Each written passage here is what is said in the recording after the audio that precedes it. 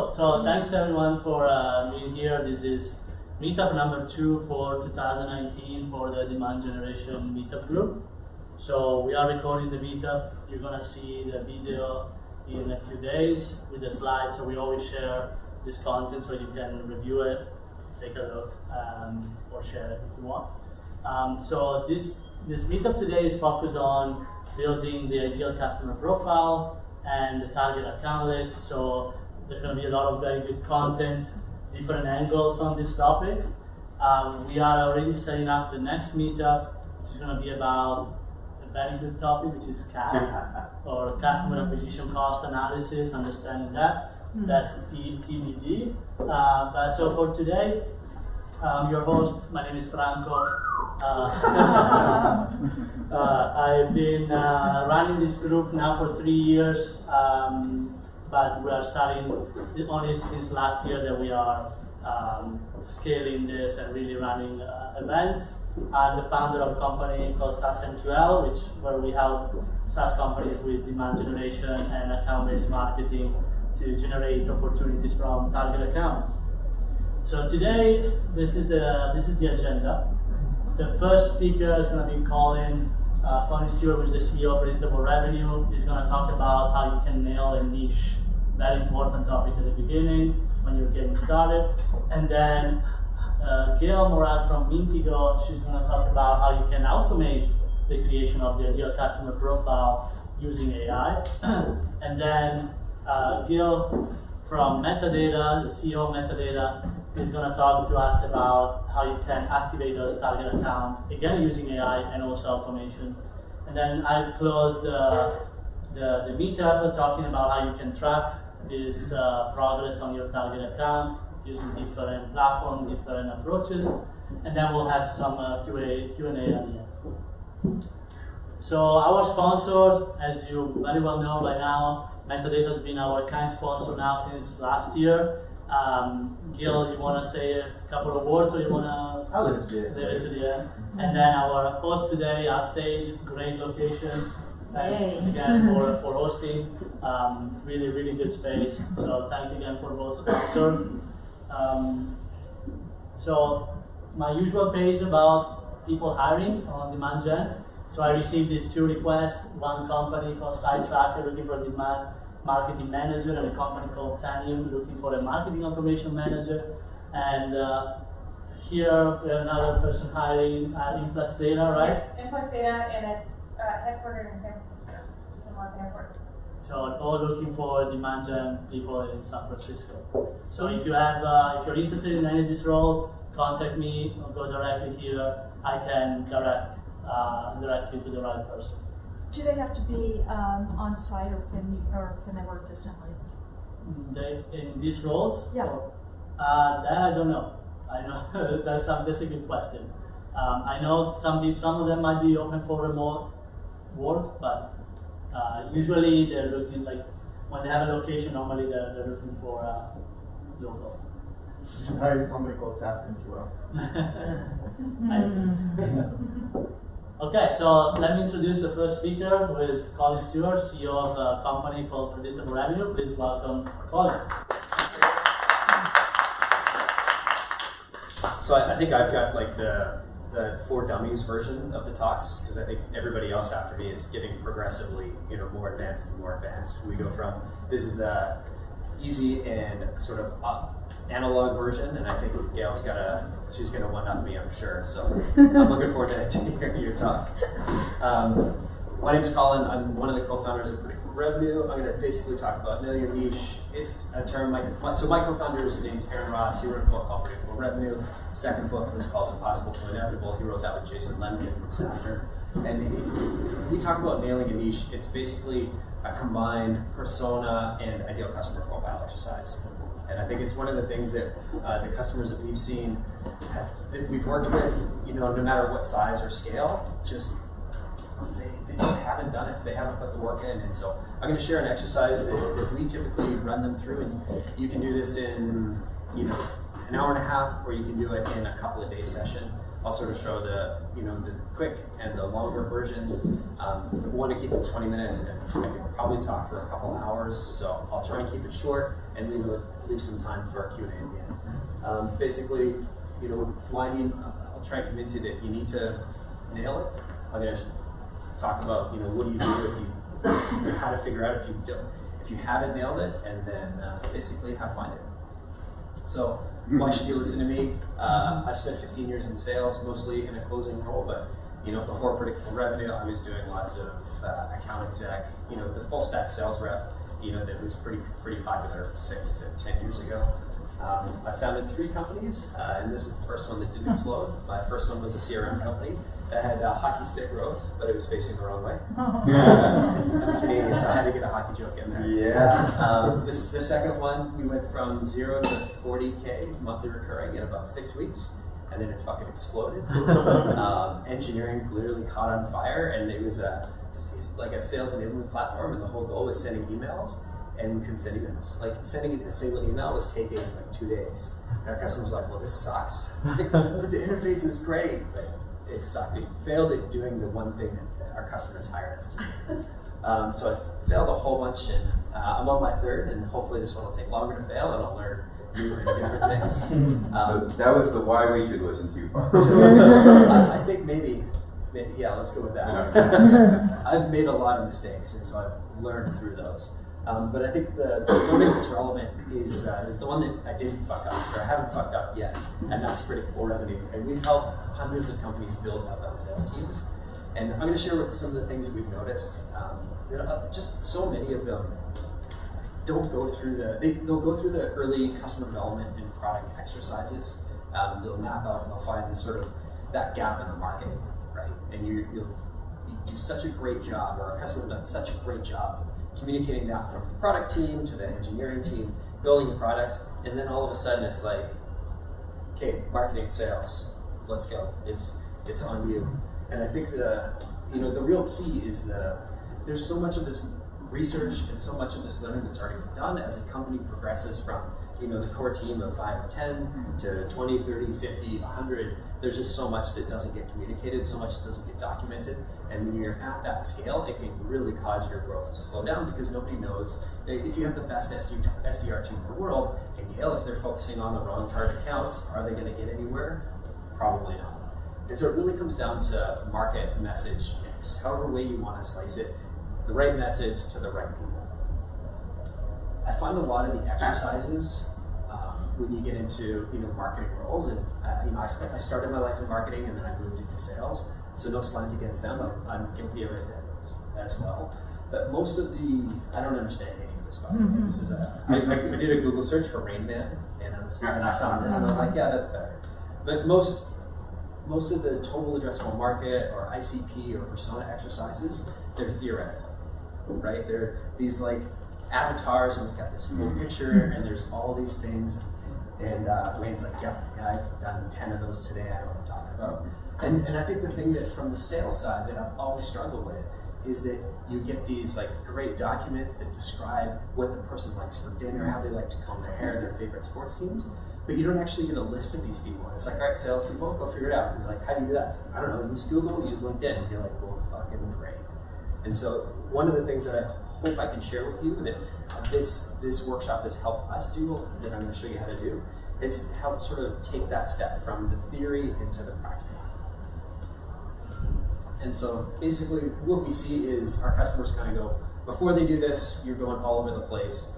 You're booking a ton of meetings, but you're not closing anything. A lot of your probably initial revenue is possibly coming from the founder and the founder's network. You're great at a lot of things, but you're not sort of world class at one thing. And it kind of turns into this, right? As we come back to the marketing. We say, okay, these are the things that we want to say. This is our language, and we're not really speaking our customers' language. And so I don't know if you like Jim. I'm totally drawing a blank. Larson. Anyway, from the far side. Gary Larson. Gary Larson. Yeah, I think it's a G, it's a J. But it's one of my favorites. And basically, this is what we end up saying when we just take the words that marketing gives us and we start putting those into sales emails, which is I see happen so much, but it's really dangerous. And I think the way that I try and explain it to people on the marketing side is, if you think about your SEO specialist or your conversion rate optimization people, they're not writing, content that's brand new, right? You obviously want them to communicate the right message. You want them to get the general idea across, but they're going to tweak and test and tune things because their job is to start a conversation. And I want you to take the same approach and apply the same lens when you're thinking about sort of writing your core messaging when it comes to sales. Obviously, through Predictable Revenue, we built up a sales team, so a lot of what I'm going to share is sort of through the lens of writing outbound sales messaging, not just for emails, calls, LinkedIn, wherever you want to put it. And one of the things that we've noticed that's really helpful is, instead of going super broad and trying to be small fish in a big pond, is make the pond smaller and you can be the same size fish, but it's so much easier to just focus on a really small market and have a really intimate conversation with just one person, as opposed to trying to have a very broad and general conversation with 300 people or 300,000 people. One of the things that's helped me quite a bit, sort of on my journey as an entrepreneur, as a salesperson, as a sales leader, is jobs to be done theory, and is learning actually more about how to be a product manager. And one of the interesting things that I'm not even close, I hardly know anything about, but it's had a big impact on our team, on how we write messaging, on how we talk to customers, is the jobs to be done theory. And I'm not going to go through and explain it because I wouldn't do a very good job, but if you think about it, the way I think about it is... That's it. There you go. It's the jobs to be done. That's job to be done. Yeah. Mm-hmm. It's the progress our customers want to make. Right? And it's what's the job to be done? It's as simple as that. It's the end result. I need a 1/4-inch hole. That's it. Exactly. I knew if I put that up there, I wouldn't have to say it, and somebody would read it for me. I remember hearing about this when I was I remember hearing this quote when I first started off in sales, and it really stuck with me. And then it's been one of those ones that I think you read any blog post or book about the jobs to be done theory, and you'll see that quote. So anyway, you don't have to know jobs to be done theory in order to get used to, for this workshop to be useful. But if you do want to dig more, and if you do want to sort of take it to the next level and do the longer version, I can recommend a couple of books. But reading about jobs to be done theory is super helpful. Google, or if you go to YouTube, it's Milkshake and Jobs to be Done. Clayton Christian's got a great video. I'm sure most of you have seen it. So getting to the workshop. And Franco, how am I on time? Good. You have another 10 minutes? 10 minutes? Perfect. So basically, this is a workshop we did for, I can't remember the company. But basically, what we're going to do is we're going to lay out this matrix, and Franco's going to email out the slides, and I've got a workbook that I'll share. It's actually a workbook that we'll run to our customers, so you can feel free to take pictures, but I've got an email address at the end that you can email me, and it'll automatically send it to you, or you can email Franco, and he'll share it with you. But really the idea is you want to get the right people in the room, and then you go through this workshop. And basically there's two different, you can invest any amount of time that you want in the workshop. The sort of bare minimum is 1.5 hours just for the workshop itself. Not because it's arduous, but because people tend to talk. And I'm going to recommend actually bringing in customers and salespeople. And when you get salespeople in the room, we tend to like to talk, right? Mm-hmm. So the right people to have in the room for this is sort of the founding team, right? Guys like Gil, your product team, right? The people that actually found that sort of gap in the market. Your marketing team, because they're obviously translating sort of the product features and product, the underserved needs into ideally your target accounts list. And then you also need your sales leader, and most importantly, maybe I'm biased because I came from sales, but you've got to have the salespeople in there, right? Because the founder understands, the founding team and that core product team, they understand the vision, they understand where they're taking the product. And then on the flip side, you've got the sales team that understands what the customers are actually buying, the words that they're actually saying. And I find in these exercises, those voices are too often unheard. And so they can bring really great insights. Obviously don't pack your room with salespeople because you don't want to this can easily take 3 or 4 hours. And I've had these workshops stretch on and you're just ready. You're like, I'd rather be at the fucking dentist. I need to end this meeting right away. So I'll go through some of the categories because this is barely legible. Really, there are 6 sort of key columns. And the way we're going to do this is we're actually going to start on the left side. I'm going to start with column 1, and you're just going to list out all the use cases. So you're going to go from top to bottom, and each use case or each job to be done gets its own column. Fair? And this is just because we're going to, later on in the exercise, as we progress and we go through the other columns, you're going to want to tick off and say, oh, well, this one also does that. And then I've got a spreadsheet that you can translate afterwards. So it's typically helpful if you got someone who's really detailed, taking notes or doing so afterwards. So basically, we're starting with the use case or the job to be done. Then we translate, and then the next step. And so you go down the column, you list out all the use cases, and then we're going to go horizontally. Yeah, I got that right. Get a little dyslexic horizontally with this sometimes.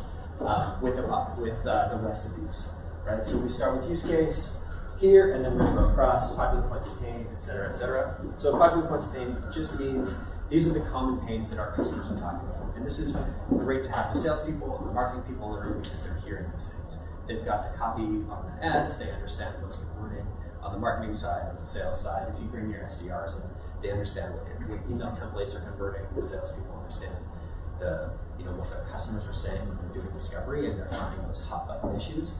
And so, I'm sure there's, typically when we do these, customers have lots of this documented. It's just a matter of getting it all fleshed out and putting it into the matrix.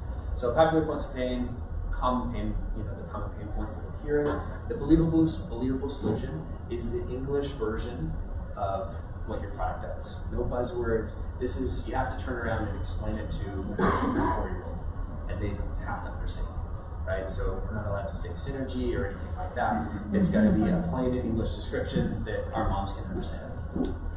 Tangible results. This is where I get to be Dr. Asshole and really push back. And I encourage you. This is the one place to really, really, really push back, because we want to see metrics. But we don't want to just hear metrics, oh, we did this for this. We want to hear customer stories. And this, especially if you have the right people in the room, can be one of the best columns, because this is writing. This is where your best messaging is going to come from. If you go back to the Far Side comic, it moves us from speaking sort of human into speaking dog. Not that our customers are dogs, but we get the analogy. So with tangible results, and this is again where it's helpful to have somebody spreadsheeting, we're trying to frame it up in customer stories. So customer X experienced Y, or we did this for customer X, they experienced Y result, and it produced this much of an ROI over that period of time. It's going to vary based on sort of your customer base, the product, everything you do. Last piece is the persona, or not last piece, second last piece, persona ICP combination. And so there's a lot of different ways of sort of framing up ICP, persona. I'm a big fan of doing, to go that one level deeper and just not do a general, okay, for this one ICP, it's for this ICP, and then within that ICP, it's this specific persona. And then I'll give you a spreadsheet so you can map out all those different combinations and then tick off the ones that are related. And the value of putting into a spreadsheet later is that you can now sort, you can look for groups, you can sort of, you can write things for specific personas and not necessarily reuse them, but it's not as much work to translate to the next one if you arrange them correctly. And then the last one is unique genius, which is my co-founder's fun way of saying you're a differentiator. He likes making up his own words, then we niche genius, and I just sort of took a compliment on here. And so it's basically, in addition to sort of the tangible results you've created, it's how you separate yourself from your competitors. This is a look at the spreadsheet. You can see we've got the pains and how we do it and the proof and all that. And then you've got your personas.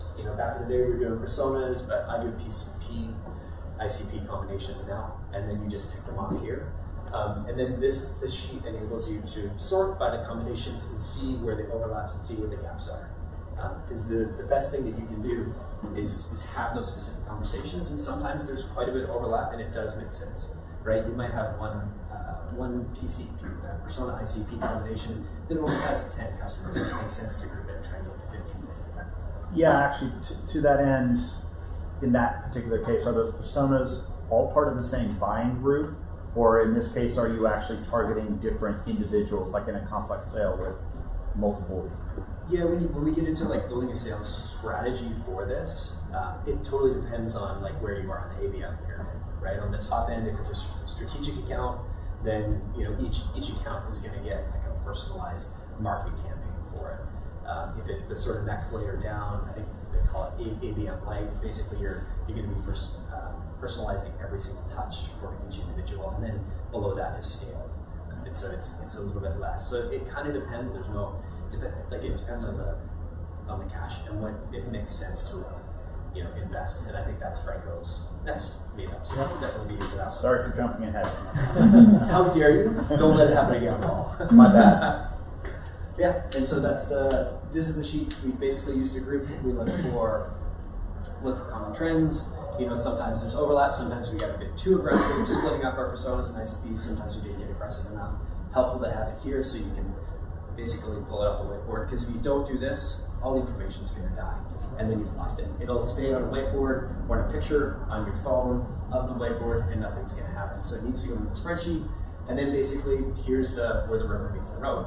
For each persona ICP combination that you decide is somebody we want to target, you interview 3 customers. So this is the long version. Interview 3 customers. You can do more. You can do fewer, depending. And then you need to translate it into realistic contact and account targeting criteria. None of this left-handed shop owners nonsense. These need to be attributes that we can find in a database or things that are sales relevant so we can research. The number of personas, and I'm sure you've never done this, or ideal customer profiles that we receive, and it's all these criteria about, they must love clocks that are analog instead of digital, and they have to be a Mac user, and they have to have like X number of this, and you're like, how the fuck am I going to pull that out of the database? It's never going to happen. I can't build that. And so they have to be realistic targeting criteria, and this is another place where you have to be Dr. Essel, because if you get a little bit soft here, the exercise just stays in the theoretical, and it's this sort of piece that's bringing us into the practical. So the next step is translating that into targeting criteria, and then using the typical sources, Zoom Info if you're general, Discover More if it's more engineering focused, and there's a bunch of others. There's even some good niche ones. We've used Lead IQ, we use custom built things. There are good and bad list providers. It's more about how you use them. I've heard great things and terrible things about every data provider I work with. It's just a matter of, are you using the data correctly? And if you don't follow this process, you're going to buy data and be like, that data provider is shit.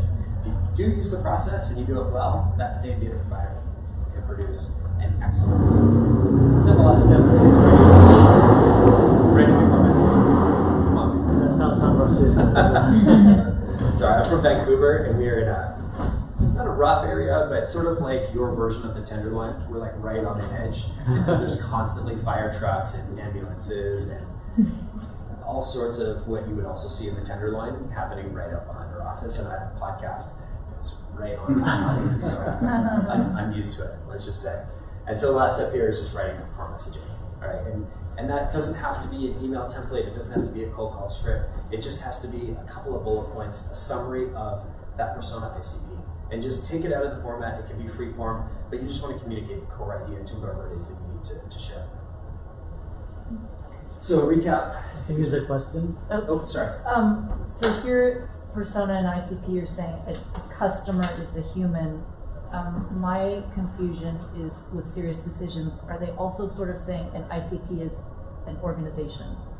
So like target companies are ideal customers. Yeah. So the way I guess the way I'm using the words ideal customer profile is sort of how you categorize your customers, your customer accounts. So these are the companies and how you group them, and then the personas is how you group the sort of people and the job titles within those. Right, so it'd be B2B SaaS companies, right? 500 to 5,000 employees. Yeah, exactly. All your standard firmographic data, yeah. And then the persona is the individual. So the product manager or the person that manages the product, okay. The person that manages the sales team. Those are the and you can get as detailed or as not detailed as you want. I'm not an expert in personas, but we do end up doing quite a bit. Okay. Does that help? I think so. Yeah. Cool. I'm just getting to the recap. So basically, hard to scale. Our job is to translate the theoretical into the practical. You got to get everybody in a room, including your salespeople and ideally your customers. You got to spreadsheet it out, and then the last step is writing that core messaging, sharing it up, and getting it out in the world. And that's how you know your niche. Woo!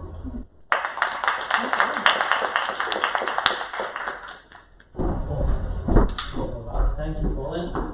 Thanks, buddy. Thank you so much. I recommend, if you haven't read it yet, Reasonable Revenue and From Impossible to Inevitable, 2 must-read books that We'll do one more slide. If anybody wants the workbook, I can email it to Franco, or you can shoot me an email, sasson@34.new.com, and I'll share the workbooks that we use internally. Awesome. Thank you, Colin. So we have some Q&A time also at the end for all the 3 speakers. So now, next speaker is Gil Morat from Mintigo. Yeah. It's always 6 p.m. Somewhere. So my name is Gail, and just a couple of words about me. I'm heading our partner group in Mintigo, working very closely with metadata, with Gil and his team. And I'm also a mother of 3 wonderful daughters, and I'm finishing tomorrow my yoga certificate, so I'm going to be a yoga instructor, in addition to a data geek in Mintigo. And what we do is basically our mission is to be the brain on top of your CRM or your marketing automation or any CDP or data set that you have that you're using for marketing and sales, right? And really the question when you have your CRM, when you have your marketing automation is, do I really target the right accounts there, right? Do we have the right people from the right accounts?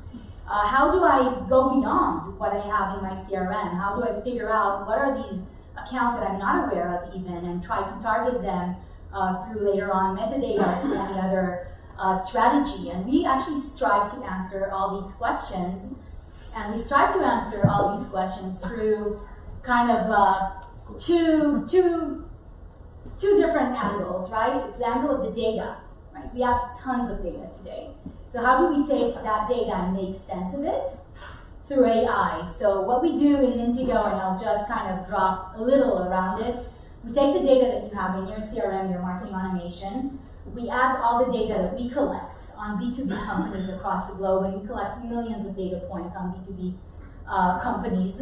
We run all that through machine learning to really identify in a granular way what is your ideal customer profile and how you can find these accounts that are higher propensity to buy, basically, and how you can make your SDR organization target the right accounts and go beyond what you have, and how you can personalize the message. So this is in a nutshell what we do, and we do that within your systems, within your Salesforce, within your Marketo. We actually help you with the data that you need to make better decisions and get greater ROI out of every marketing or every sales campaign that you're running. And I like to compare it basically, and this is where I finish about Mintigo and go to why we do that. And I like to compare it to dating. Like, how do I figure out what is my ideal partner profile, right? So I'm here, I wanna meet a really cool partner. And the first question I'm asking is, who am I looking to meet? What is a good fit partner for me, right? And it's not only about the height or the weight of that person, right, which is really the firmographics in our world of B2B. It's about a lot more. And for me, do they like hiking? Do they live in Fossa City, where I live, right? Like, so many other attributes that would really make a good partner for me. So the first question that I'm trying to answer, who is a good fit, right? And after I answer that, it's really, how do I find my good fit? And it's not only about my network, because I tried my network before and I couldn't find my partner. So I have to go beyond my network. So how do I figure out all these people out there and partners out there that are a good fit for me beyond my network, beyond what I have in my own systems, I would say. But after I know who's a good fit and I was able to identify this total partner market, right? My total available partner market, the next question I'm asking is, who is in market to partner with me? So out of all those awesome people out there that are good fits because they fit my criteria, right? They're doing yoga, they like spiritual things, I don't know, all these things. but they might not be in market. So I have to look for these signals. Are they looking as well to find a partner like me? So this is where I go to figure out that. And this is also something that we can help with, and you really want to figure out when you go out and do your own marketing campaigns. And after I figure that out, and I have this really awesome group of partners I start dating, right? Or I start sending emails and messages. What should I say? What should I talk about? The more I know about that person, the better my conversation would be. So this is where, again, data can help me, right?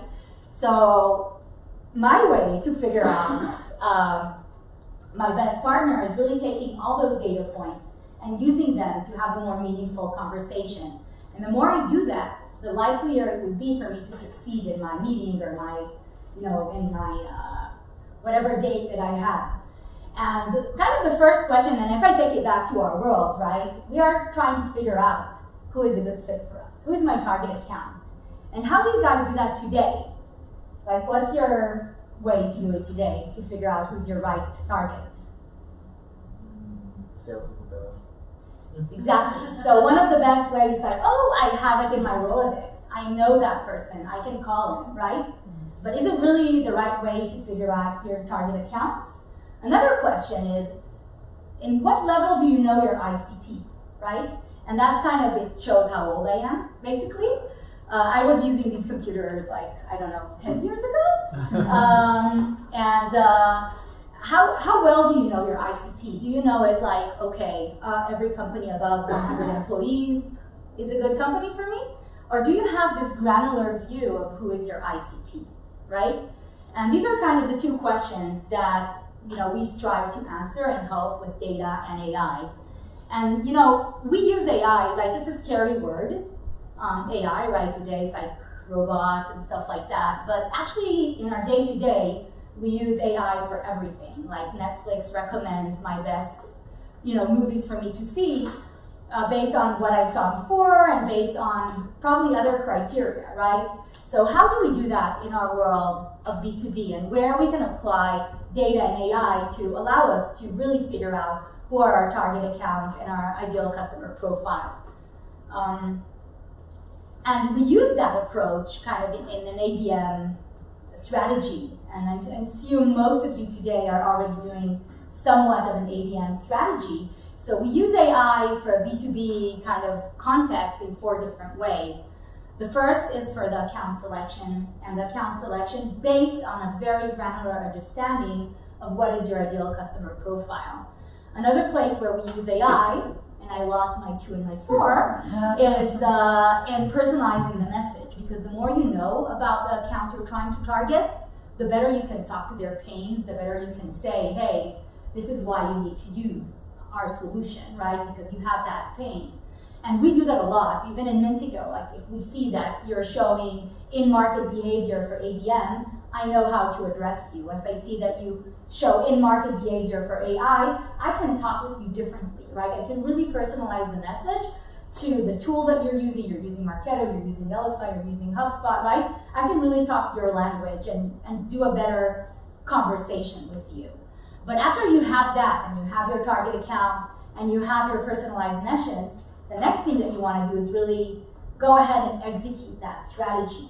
And this is where metadata comes in, where they can really run all these accounts through ads and LinkedIn and start to get the results for you, and apply AI there as well to decide the best channel for you and the best campaign and the best combination of content so you will get the best results. So the more you use this automation, the better your conversion rates and your results would be, and your cost to acquire your ASP on the revenue side and your cost to acquire a lead would improve on both ends. So how do we do that basically, and where all that smart world comes from? So your first approach is really like the regular approach that you would use when you don't have that type of data, is kind of going everywhere. I will try all the companies that are above 100 employees.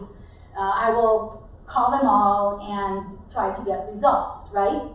But really where you want to get more data-driven to get the results that we're talking about is when you start to apply more interesting data, such as growth patterns, such as what type of technologies are they using, such as what type of hiring are they doing, such as what type of intent, what type of research these companies are doing online. Are they now researching for a marketing tool? Are they researching now for an HR tool, right? What are they doing online? What are these data signals that you have, buying signals that you have, that you can use to optimize your campaigns? And of course, what is their behavior? Did they come to my website? Are they downloading a white paper? Are they seeing my ads? So all this, when you take all this data and you run that through machine learning, the results that you have is your ideal customer profile.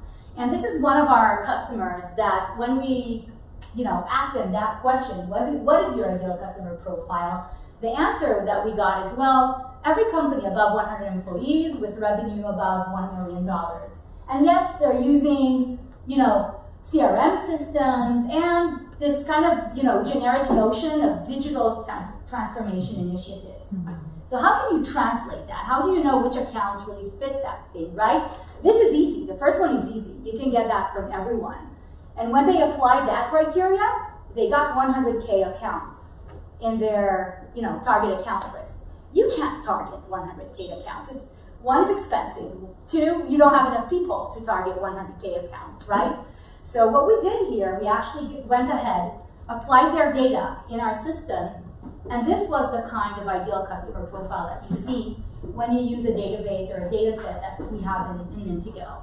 So you know that you're using AdRoll. That's good for metadata, that they know that, because now they can go ahead and say, we're way better from AdRoll, right? We can do way better than them, and this is why we can do that. You're using, a competitive tool. The pay-per-click monthly spend is, between 5K and 50K a month. That's awesome. That means that I can really spend, the amount of money that I need for metadata, right? They are using web analytics tools like Optimizely. It's a little more expensive tool. We know they're interested to see who is visiting their website. They're showing intent, as an example, on Marketo. It's my competitor. That's good. I can go ahead and explain why not use Marketo but use another tool. So this is the kind of granularity that you can get in your ICP. And this also translates that notion that your salespeople know, they're doing some digital transformation initiatives, right? That can really translate it into something very, very tangible. And that's the type of data that you can get when you use bigger data sets of data and third-party data as part of building your ICP. And all that is automatic. So it's using AI, you actually identify, based on the data that you pour in, what are these signals, what are these insights that are relevant for your business? And what do you do with that when you know all that data, right? Now you know this granular ICP and wonderful. So how do you use that? You use that to personalize. You use that to identify very specific audiences.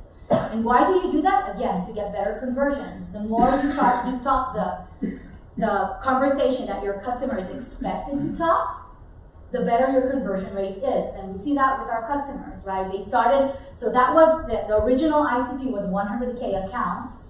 And after they ran it through Intego, they were able to identify 2,500 accounts that are A's. And these 2,500 accounts converted 6 times better than the list of the 100K.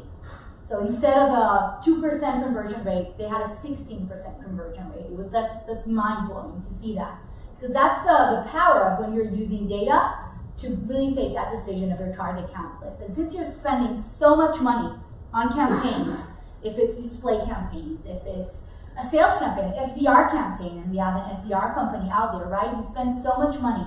You really want to target the right accounts and target them with the right message and doing the right personalization, right, that you need, and talk their language to get the better conversions. So this is what you can do when you know your ICP. You can talk about, if you know they're using a competitive technology, the example of AdRoll for metadata, right? You really much target around it. Why we can scale your operations further, right? If you know they're hiring a demand gen person, here you go, or whatever solution you have. If they're hiring and growing the business your persona that you're targeting, super. You can say this is where to scale your operations. And if they're showing intent signals, that's a very strong signal for an SDR to call already. because it means that they're in market. If I go back to my dating example, they're not only a good fit for me, but they're also in market to buy a solution that I'm selling. So this is when that type of research they're doing online is really, really interesting. And after you do all that, and you have your target account list, right? What you really want to do is target smartly. And this is where my friend Metadata, Gil, helps out through display ads, through LinkedIn campaigns, through all these type of campaigns to execute on top of your target account list and your ICP. Any questions? Are you familiar with the terminologies of intent? Yeah? Any translation needed? Okay. Any questions? Yeah. Yes, sir. Okay. Where do you get yours, all your data, the third-party data? Yeah, so this is data that we collect. Mentigo actually started as a data company. We are all coming from the Israeli intelligence, and our founders really know how to collect data. And we have like tons of crawlers out there that go to the various websites, to PR websites, and so on and so forth. And we collect topics. So we know what type of technologies these companies are using. We know what type of hiring they're doing. Are they growing? Are they shrinking?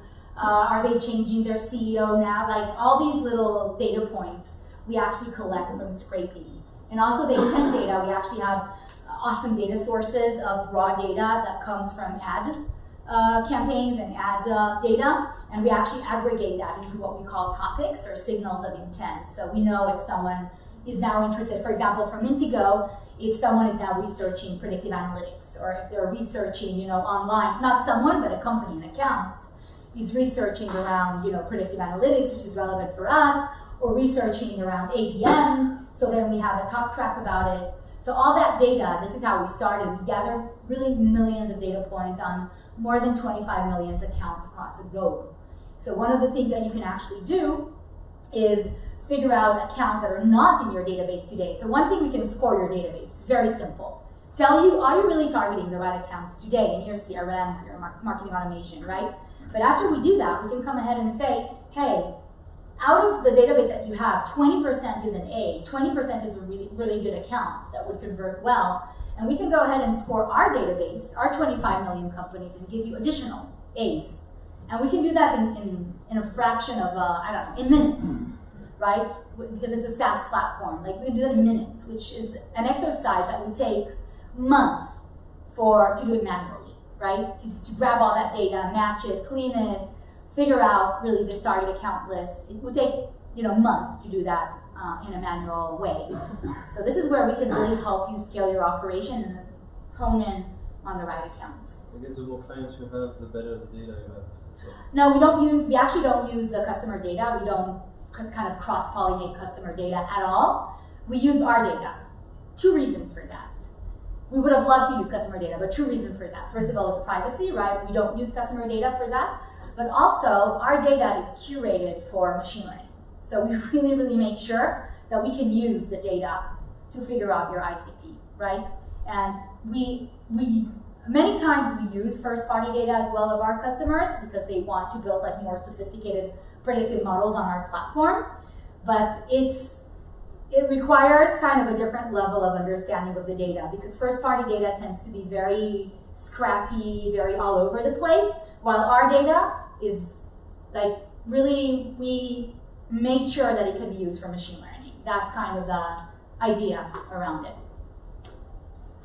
Two questions. One, in your example that you gave, what was the average contract value of the company that you 50K, I would say. 50 or 15? 50. Got it. Like 50K. Cool. Yeah, for them, I would say. That would be their ASP. And then for your intent data, there are some kind of B2B providers out there that are selling, in essence, intent data as an independent standalone service. Are you purchasing those? Do you go to any other outside sources to purchase that intent data, or your intent data is totally proprietary? Our intent data is proprietary. Gotcha. So we do buy the raw data, but we are the ones that curate that raw data to be useful for machine learning again and for the needs of our customers. Yeah. How are you grading or classifying your ideal customer? Is it like a letter grade or is it a score? Or It's both. We actually allow, so when you know the ICP, right, when we figure out what are these insights that are defining your ideal customer profile, right, then we go ahead and we score your database based on that, right? That's kind of the next step. And we can give a numeric score that is between 0 to 100. And we actually allow you can easily kind of select how to rank it. So you can select score above 85 would be an A.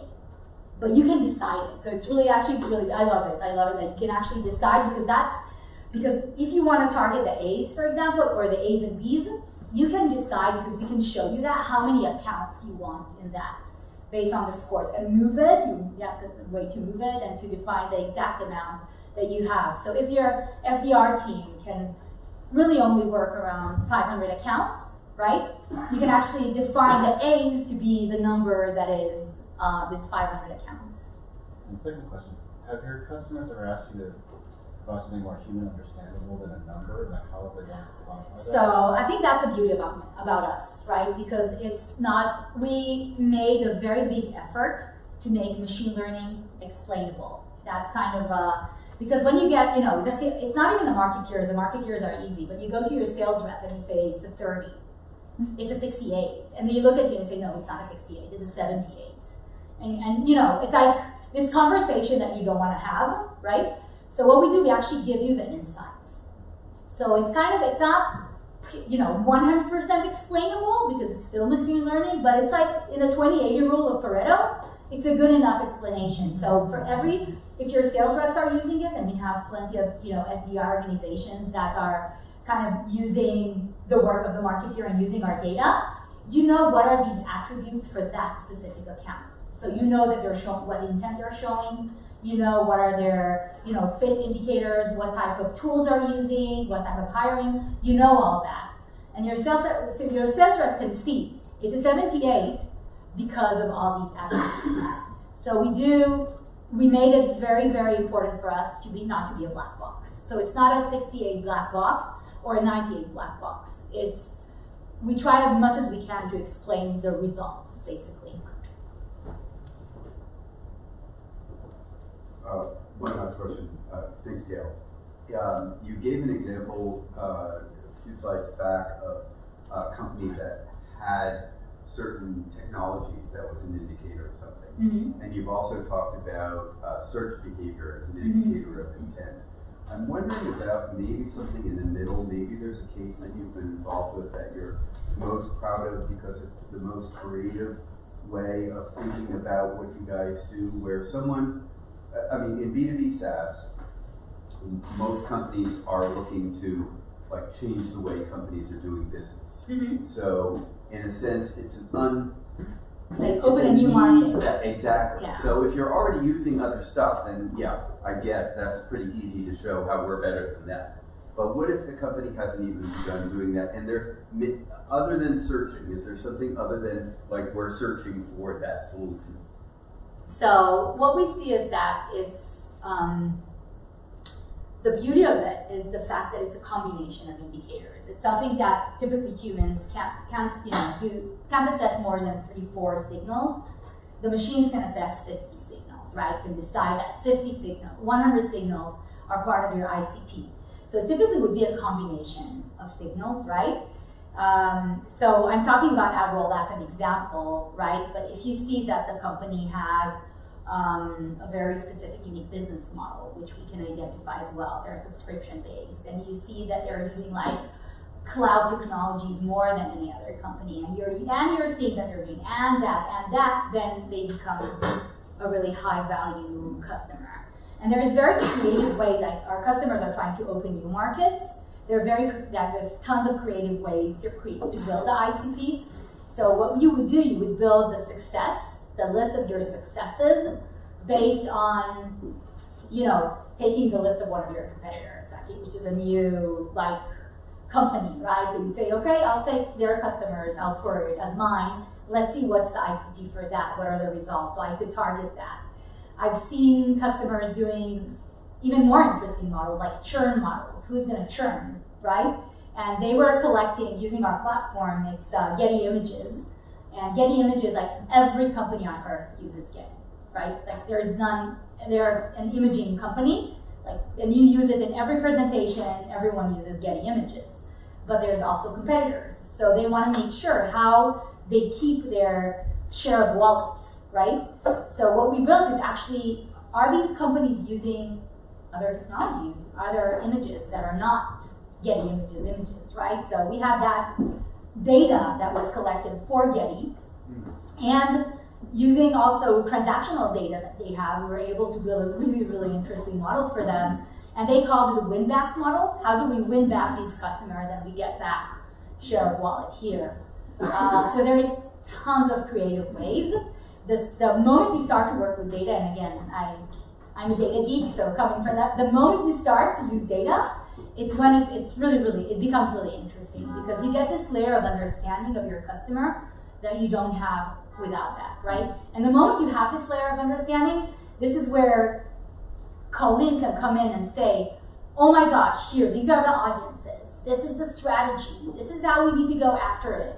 Now the execution, you bring in metadata, you do the execution. This is where the kind of the light bulbs start to. And every time we present the ICP to a customer, the light bulbs, you see the light bulbs going up and down.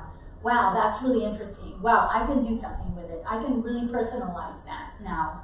And as you know, I had a conversation with Colleen. He asked me, do you use it yourself? And I'm just partners doing partnerships, right? I'm not supposed to use that type of data, but every time I run a webinar with a partner, I actually go ahead and score the people that came to the webinar. Was it a good webinar? Did I get my A's and my B's?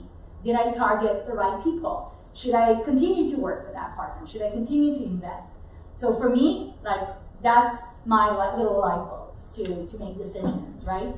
And again, I do that in fractions of minutes. It's not that I need like 3 data scientists behind me to do it. They just upload it to our own Mintigo model, and I get the results in no time. So it's really fun to actually do these exercises. I really like it. I think we're out of time for this. So we Oh, have time. I love talking. We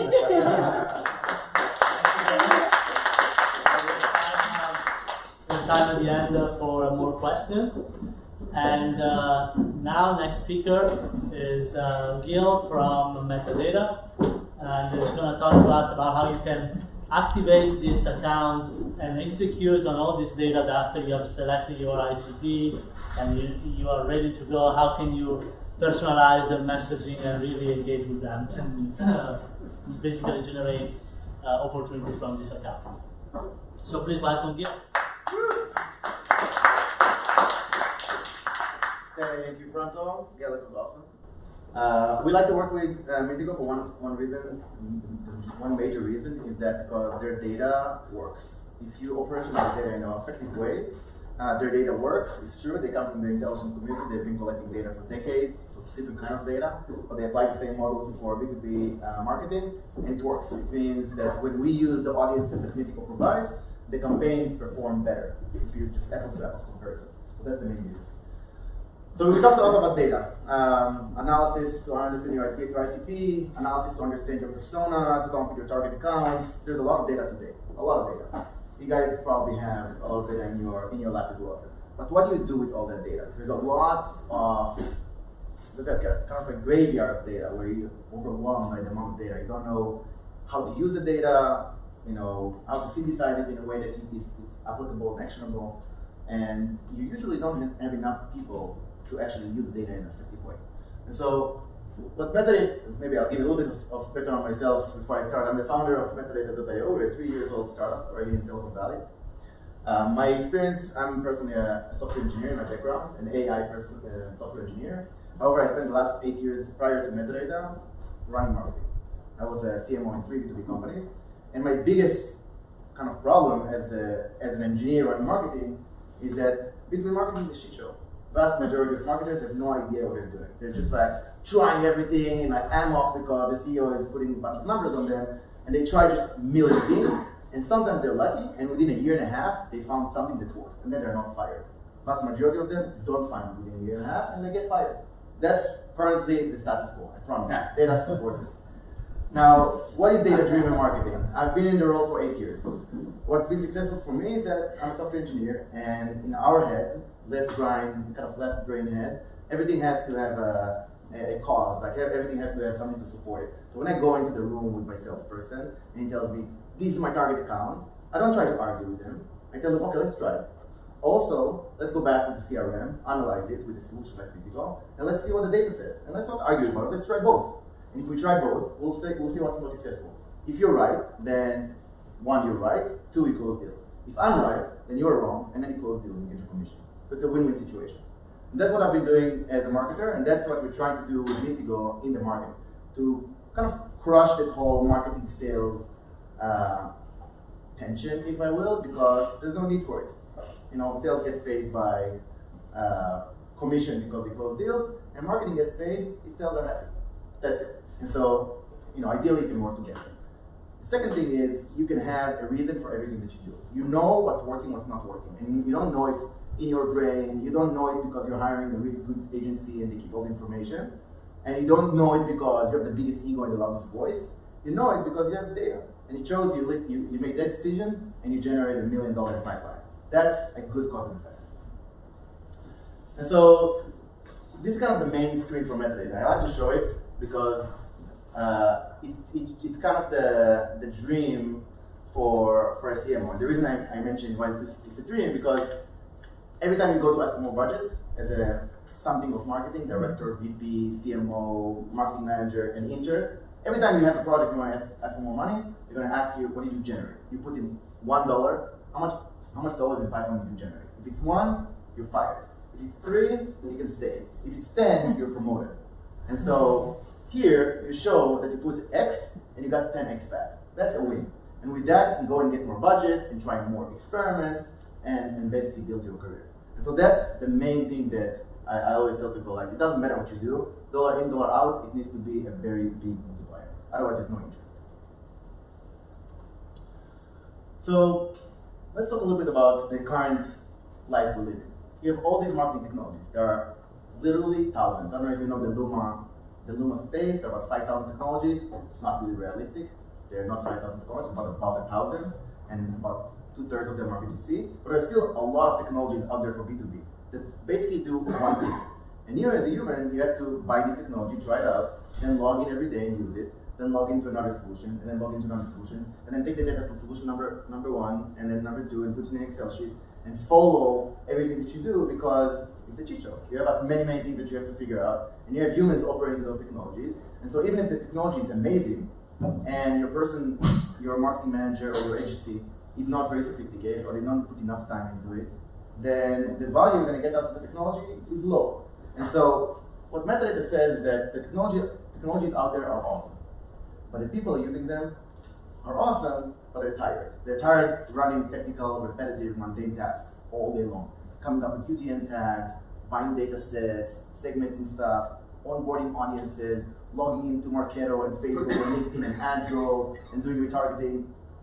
No marketing manager ever signed up for that work. Like if you ever watch Mad Men, no one's gonna do that. You know, all of us got into marketing because we wanted to be cool. This is not cool. So that's the problem. Because at the end of the day, when you do those technical repetitive mundane tasks every day, you end up running about, if you're lucky, 5% of what you should have been doing. Meaning, if you have all these case studies laying around your resources page and these cool vendor reports from Gartner and white paper and ebooks and all these amazing collateral that you have, and you have all these apps, and you have all the digital marketing mix, essentially, all of your assets that you're trying to push out there in the world so people come to you, you have an unlimited number of campaigns you can run. You can try this audience, with this campaign, with this collateral, with this creative, with this copy on this channel. The options are unlimited, but you have a limited time. How many campaigns can you possibly run as a human?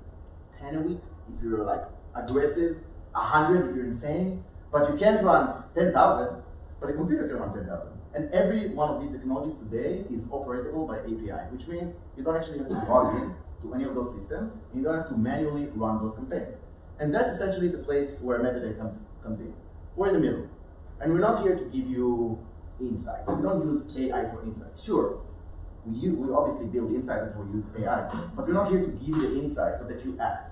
We're here to build the insights so that our engine reads the insights and says, oh, okay, this happened, this campaign is doing better because 3 months ago I set it up and it's generated 7 opportunities. I'm going to go back to that campaign and 10x its budget, and I'm going to eliminate 8 other campaigns that didn't generate pipeline. Usually it will take you 6 months to understand what happened 6 months ago. Now you have the ability to essentially run all these things in tandem. Get the data from Facebook. Oh, this campaign ran for 10 days and it generated, I don't know, 50 leads. But none of the leads became MQL. So maybe this campaign is not great. Although if you were just to log into Facebook, it looks amazing, all these 50 leads. But sales didn't do anything with any of them because they're unqualified. Those kind of insights are hard to act on, and they're also very hard to, in real time, understand them. And that's kind of where metadata comes through. So having the ability to synthesize all these insights and act on them in an automated fashion, that's the kind of competitive advantage that you have when you use experimentation. So let's take a quick kind of example. Let's say we talk to many companies and they don't really realize how many potential campaigns they could be running. They don't understand that they live in a very, very small, they kind of run everything in a small silo and they're really barely scratching the surface in terms of what they could be doing. So if you just have 4 audiences, let's say you have 1,000 target accounts. That's your entire, you work with Mintigo and you literally have 1,000 companies in the world you should talk to in the next month. Even if you just break down these accounts by industry, seniority, technology that you use, or maybe even geography, you now have 4 audiences. It's very, very easy to get to multiple audiences because you never want to target all 1,000 accounts with exactly the same message. That's ridiculous. It's going to give you very bad results. So you always want to segment and start doing some personalization. Same thing for creatives. You put an image of a woman, a man, a dog, a cat. People are going to react to it differently. Nothing is better than the other. You just try them out and see blue works better than red. Same thing goes for puppy. Same thing goes for channel. Do you use the exclamation mark or the question mark? Do you use Facebook or LinkedIn? Do you use the white paper or an ebook? All these questions are things that you are today, that's majority of you, are in a qualitative manner, kind of hunch. You have hunch. I'm going to try this white paper because I think it's going to be awesome. Or I think LinkedIn is really good for B2B. All these claims that are sometimes true, sometimes not, no data behind them. And also if there is data behind them, it's a benchmark data. It's not particularly for your company. And so very easy you get into hundreds of experiments in which you as a person can execute 5-10% of it. What happens if you have a little bit more than 4 assets? This is impossible to execute. For an agency, an agency is made out of humans, internal marketers are working for the company. Neither one of those teams have the capability to run so many campaigns. Just because even if you had 100 people executing campaigns all day, you still have to pull the data and not optimize the campaigns based on impressions and clicks. No one cares about it. If you go to the CRO and tell them, I generated 1 million impressions, that's awesome. How much pipeline did you generate? In order to understand that, you have to take data from your marketing automation, from your Google Analytics, from your CRM, synthesize it, and then understand this campaign out of the 1,000 generated this pipeline.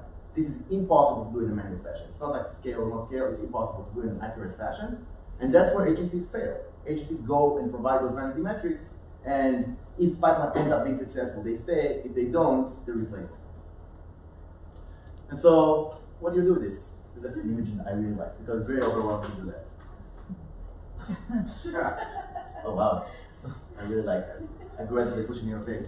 So here's an example of a question that is very, very hard to answer. And every time I show the slides, I remember that I actually don't remember the answer. I have to follow to the next slide. This is a very, very, very basic question. If you have those 5 creatives, could you guess what's better? And you can see small things that we change here, like the text, the call to action, the image, the location. Impossible to figure out. I mean, for me, it's impossible to figure out. I never know the answer to these questions. I honestly don't care. But this is the winner, and it's significantly better. If you look at some of the results, we have some customers with like 1% click-through rate, which is insane. It's like more than double the industry average. How did we get there? We do not have a long duration working for us. The way we got there is by running 10,000 experiments. You run 10,000 experiments, you find the best creative for this particular persona, for this particular segment. You find that on Facebook, maybe you get half the cost per lead, although it's exactly the same persona that you bring in. And you also figure out that putting the image here versus there, or using a download versus learn more, will get you a 20% lift in your click-through rate, or 20% lift in your MQL, because it's targeting better kind of quality people. And so the lesson from here is that testing one variable is very, very, very slow and very time consuming. but testing 7 is the right way to go, but it's extremely overwhelming. And so we recommend that you do the multivariate testing, and we also recommend that you automate it if you want to stay sane. And so this is kind of the, that's we're talking about dollar in, dollar out. This is how the two things that you get from experimentation and data-driven marketing. So you run AI because you want to be sophisticated about how you optimize, and you want to use automation because you want to spend time on value-added tasks. You don't want to do the UTM tags and the retargeting and setting up campaigns. You want to be sitting and thinking about strategy, what kind of new audience should we go after, what's the right copy to use, what's a new content we should come up with, versus executing all day long. And so you get two things from it. One, you understand exactly your pipeline. You know your ratios. It's a data game at the end of the day. If you generate month after month X amount of impressions, and a computer is running those for you, so it's kind of predictable. It's not like you have a really good marketing manager one day and you have a really bad marketing manager the next day. It's the same AI running campaigns for you. And so there is the standard deviation, the difference month to month is very, very small. So you can rely on it. And when I say rely on it, I mean the ratios. If you put $1,000, you're gonna get 100 impressions. I'm just making it up, of course, that's not enough. 100 impressions. They will turn into 10 clicks. The 10 clicks will turn into 4 leads. The 4 leads will turn into 2 MQLs and into 1 opportunity. That's what the historical data show you. And so you can rely on it and say, okay, if my goal next quarter is to generate $2 million in ARR or in pipeline, you can just plug in the reverse engineering from there and see, okay, this is what my budget should be this quarter, and you can really rely on it. And so we work with some big companies that's what they care about the most. They care about predictability because they have a stock in the market, and if they go above or below their projections, they get dinged. And so it's very important for them. They have $5 million in marketing and they have no idea how to spend it. So we tell them, you've been working with us for a year. These are your ratios. For Europe, spend this. For North America, spend this. For this product, spend that. And you're going to get exactly 20% plus minus the results you want. And it's proven to work because there are no humans involved. And unlike Gail, I'm not going to be nice. I'm going to say we are here to replace vast majority of the work that you do today. Not you. Demand generation managers are going to exist. The marketing managers and copywriters and creative people are going to exist for a good while until that goes away as well. But for the time being, that particular job exists. And it's much more interesting to come up with a new creative or a new idea than to sit down for another hour and come up with 10 more UTM tags. I guarantee you, your life will be much more interesting, much more fulfilling, and you can be much more successful when you let an execution platform run the campaign for you versus you doing that technical, mundane, repetitive task. And so we're here to replace the people who are doing a job that they don't like, they make mistakes, and then they churn. And so that's what we're here to replace. The second thing that you may want to think about is when you need to prove your ROI for marketing, it doesn't always look the same. It doesn't always look like I generated 50 leads or I generated 100 MQL. It's also not necessarily I generated 100 million in pipeline, because attribution is a very sketchy game. Depending what vendor you're using and who's telling the story, usually it just happens that solution generated the most pipeline revenue for you, and the other solution didn't. And so it's a very sketchy game to play that attribution game. Who did that? Marketing? Was it sales? Is it journalists? Is it demand-based? Is it metadata? I don't know. And so one of the ways you can kind of uncover the lies is to just look at the raw data. When we were working with one of the companies that Franco actually knows, and we were going against one of the account-based marketing solutions out there in the market, and they gave us basically 4 months to run a campaign. They gave us 50 named accounts. They gave us 50 named accounts, and the competitor 50 named accounts. And we ran campaigns for about 4 months. And at the end, we asked, okay, are you guys going to renew? They're like, we haven't even done a presentation to us. I'm like, okay, we're sorry for the first year of operation. I have no idea what I'm doing. I asked them, what my competitor did? They're like, well, we're also supposed to show you, but here's the slides from the competitor. And basically, what they were showing is we brought 6 of the 50 accounts for 4 minutes on average on your website. It's pretty cool. We went to Google Analytics, copy paste a bunch of screenshots, and this is the ROI. We said, okay, cool. We don't have the Google Analytics tag. We should have put it there, but we did it. And so we can't tell you how many minutes the target accounts were there, but let's look at the leads and let's look at the engagement. And so we looked at our own information from Facebook, LinkedIn, and Programmatic, and we found that yes, some accounts came to the kind of went to the website. We don't know for how long, but we noticed what pages they went from, so what kind of websites they came, what kind of clicks what kind of channels they came from, what kind of creative they click on, what kind of assets this particular persona consumed. And we could show them the entire kind of journey that the person went from not knowing the company at all to potentially being in their pipeline. And the second thing that we showed them is that out of the 50 companies, 5 already started opportunities. 4 were influenced, but we didn't start them, 1 was triggered. And that's a significantly stronger value proposition. That you don't just talk about, again, impression, clicks, time on site, but you move to, I activated this account. They didn't know about us before, now they know about us, and here are some leads, and by the way, here are some opportunities that are directly correlated to that particular campaign. That makes it so much easier to get ROI for your campaign. I guess the last thing that, we're not showing the revenue here. One of the things that I try never to say when we're in a sales call, even when I'm speaking, is to promise results, because we have no idea. We work with some companies that have really shitty copy, terrible products, annoying salespeople, like messaging positions doesn't work, creating that is like there's so many bad things that could be in your marketing mix. Well, one thing I can guarantee, if you use experimentation at scale, you're gonna do much better than you did before. Because if you have terrible creative and no one told you about it, or you know it by heart, but you don't have the numbers, like, by the way, companies just like you, same size, same price point, using a different creative from a different agency, 3x your benchmark. Then they listen. Because until then it's political. Is this agency better, that agency better? But when you put some numbers and you're objective, it makes the whole conversation a lot easier. And so that's the story here. We have a few customers like that. Recently we're having more and more, because we're an AI product by nature. The more we run, the smarter the AI gets. And so recently we started having accounts that within 1 month generate like a few $1 million in opportunity. It's awesome. I'm like really itching to put it on the website, but I'm not, because then I'm gonna have a customer who's, their marketing mix sucks, and then it's gonna have no ROI whatsoever in the first 3 months. But the point here is that when you use experimentation, it doesn't matter where you are, what your base is, you're 100% gonna see lift, because the nature of experimentation is optimization. After you measure it over and over and you try all the different variables, you're guaranteed to do better. And at the very least, if you're doing something wrong, you know how wrong you're doing it, and you know what exactly you should replace. And then you can actually improve. I like this one. That's it. Well, this is metadata. It was a pleasure to present to you. If you have any questions, now is the time. Or after, because we have also Q&A after. Right. Thank you very much. Thank you. And, as Gil was saying, Gil and I know each other since like over a year now. We were sharing a client over a year ago, and just one thing that got me hooked on metadata a year ago was just Facebook and LinkedIn on the same platform.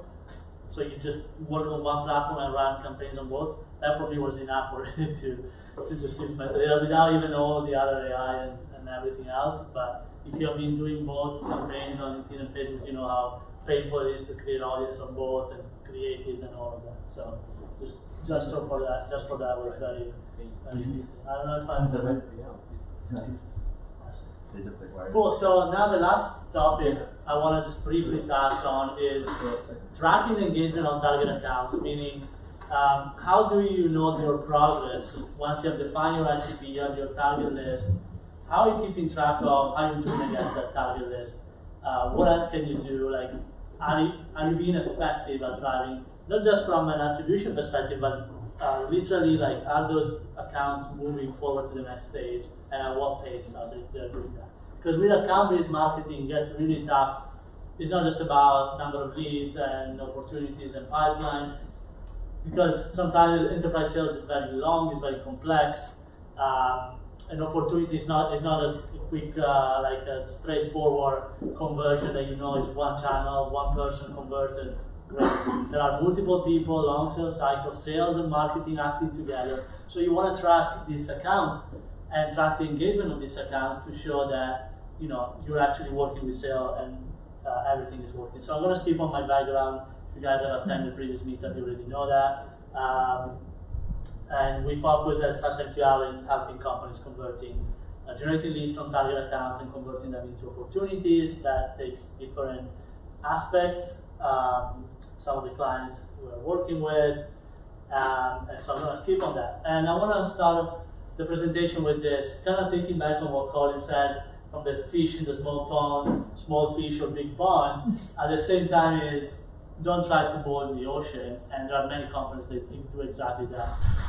One client I started working with, it was still last year, when I asked who are they targeting, and they said, kind of what Gail said, any company is above 100 employees, above 20 million in revenue, Fortune 1000, and this was pretty sophisticated technology. And I saw in their target account list there was a manufacturing company, there was like a agricultural companies, nothing to do with their technology. And I asked, why is that on your target account list? Because they have a lot of money.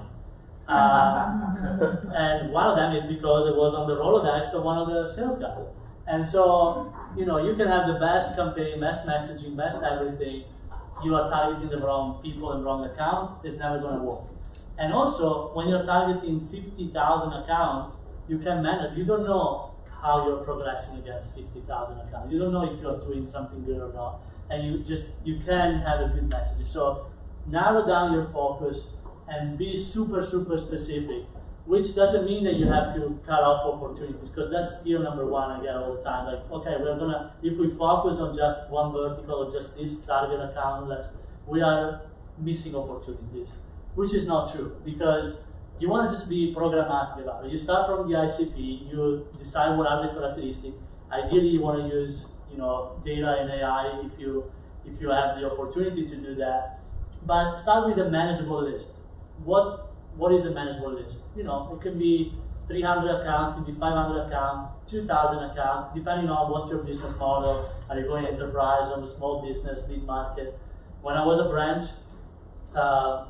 we were targeting 250 companies. That was our total market, because we were targeting the top mobile apps in the US. If you look on the App Store, there are 250 that are like at the top.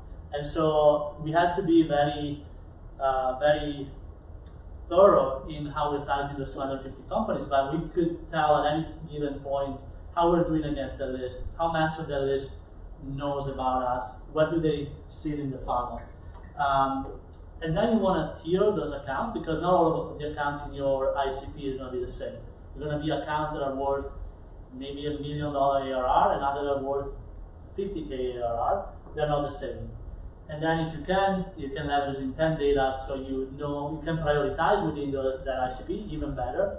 But sometimes you can ask yourself, if they're showing intent, you might be already too late. So you want to get even before they start showing intent, if the intent is really they are in a buying cycle, so you have nurtured them enough, so that when they show intent, you act. But that's another talk. So, intent, find the right accounts, I think has explained enough. So if you can leverage AI and use data, that's awesome. But at the beginning, you want to set a goal. So if you have 500 accounts, you want to have the goals, obviously, for a number of opportunities you want to generate, how much pipeline, how many close one deal, but also set a goals of overall engagement. Like, you need to understand how you segment those accounts. Are they cold? Are they aware of you but haven't engaged much? They're in QA, so you have already enough people engaged. You have an opportunity or even more than customers, and set those goals at the beginning. I like to move every quarter, so I have a quarter time frame. We set a list of accounts, we set a goal for the quarter on how many opportunities, how many we have to engage, and then we set a budget for that, because you want to be realistic about it. If you say, I have 500 accounts and I want to have 50 SQL, 50 opportunities from those 500 accounts this quarter, and my budget is $10,000. I don't know, something like that. It starts to be very realistic. You're trying to generate like $1 million pipeline with $10,000. If you can, good for you. I want to talk to you about. But it's really, you want to be realistic, understand your CAC, which we're going to talk next meetup, understand the value of each stage of your funnel, how much it takes to generate an opportunity from a target account. And you can see your average, how much you've spent before. If you spend usually, $5,000 per opportunity, that's going to be more or less your average that you have to go for. And so you set a budget that makes sense. And so this is what I was talking about, segmenting your accounts. So we do that in different ways, and I'm going to show one of the ways we do that. But we like to pull aggregate data from different sources. You know, you have Marketo, you have HubSpot, you have Salesforce. They have all these sources where you can find where your leads came from. You know, they come from event, they come from LinkedIn and Facebook ads, they come from all these different directions. But you're gonna have a lot of those accounts that are cold, and so you know that. You have accounts that are aware of you, so you have 1 or 2 leads, but maybe they're not decision maker, and you have to still push on those accounts, and then those that are in QA. And you should have different campaigns for this audience. And accounts that are cold shouldn't get the same creating an offer and messaging on accounts that have previously engaged with you. So you want to build this classic funnel that you're already probably doing for leads, but do it at the account level. Question on that. Yes, please. If they're already a customer, how does this work for a company that sells multiple product lines? Yeah, so you can have. Are there sub segments? Yeah, so in that case, yes, you can be as sophisticated, even within, you know, aware. You can probably build another stage there when you have just 1 lead versus 2 leads or 3 leads from different departments. Like, you can become pretty sophisticated. Also, your definition of MQA can be very sophisticated and say, I want to have, for example, at least 1 decision maker in this department to classify an account as MQA. Okay. Or sometimes you just say, if I have 3 leads from that account, that's an MQA. That's a pretty generic definition, but it's better than nothing. At least you have an idea of what accounts are warmer and what are cold. And then opportunity is pretty straightforward. Do you have an opportunity with them? Good, that's an opportunity account. True, if you have multiple products, multiple verticals, then you can separate that further.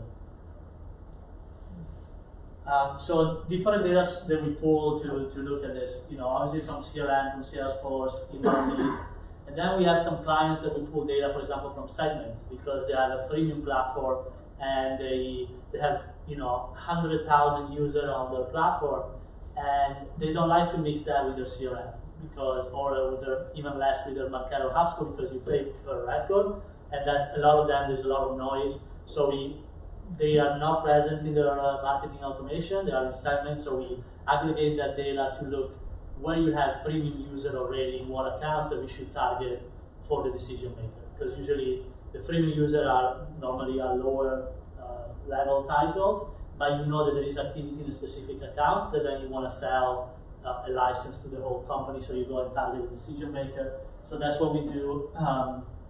You know, these are other platforms that do ABM in some shape or form. Marketo is one where you can build smart lists based on accounts. Engagio is another platform where you can build account scoring based on minutes of engagement. That's how they define your MQA versus like cold or warm account is based on how many minutes they engage with your content, with your campaigns, events, anything is tracked to that level. And this is a way we do internally as SaaS with some of the clients.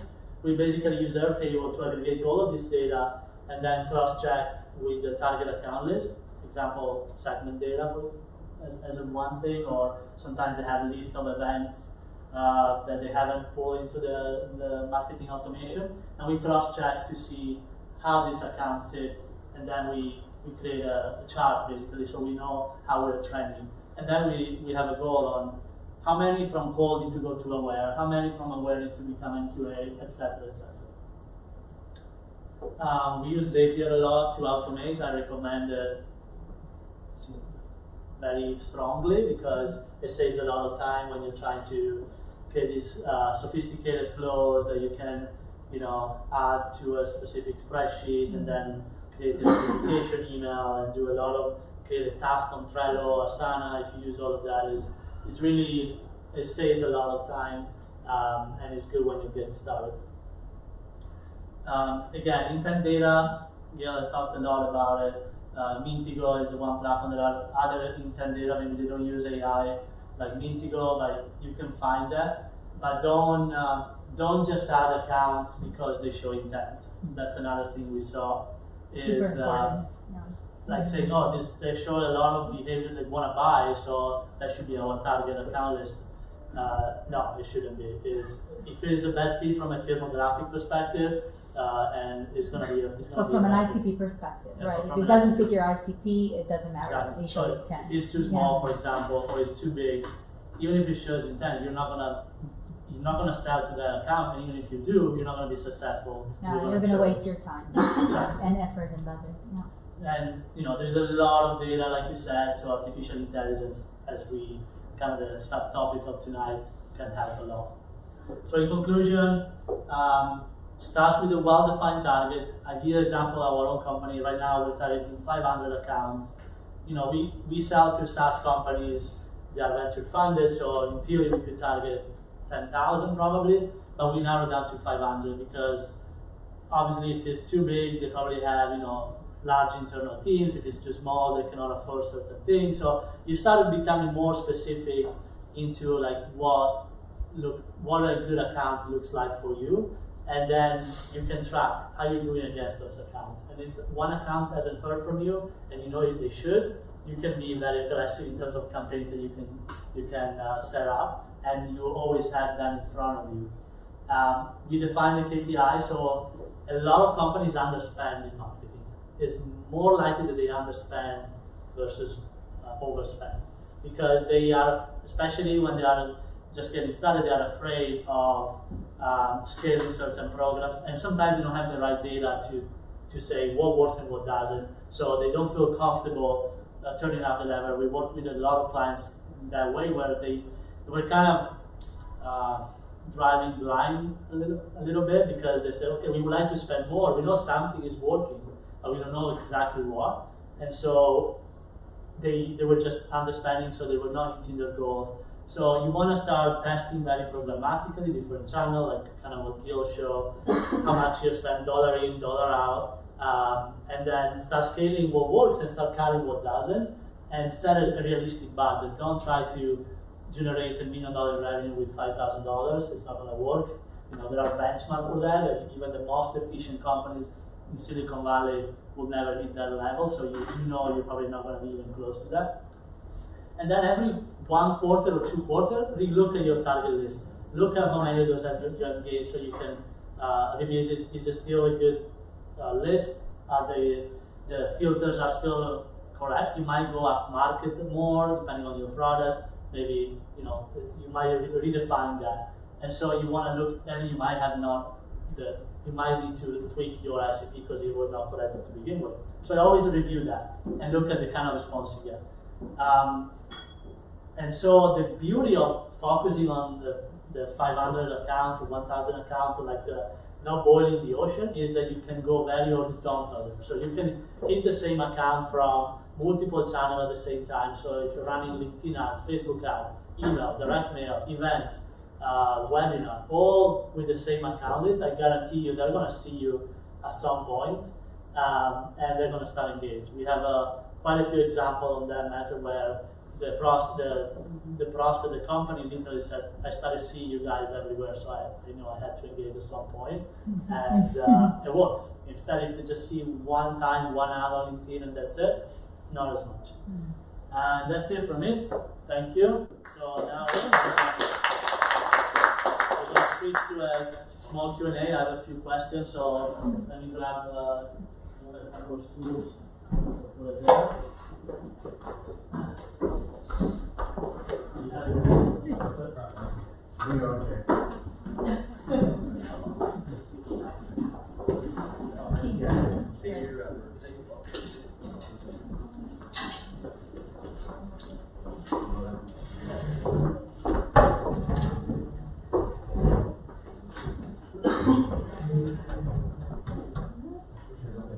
don't think that's necessary. Yeah.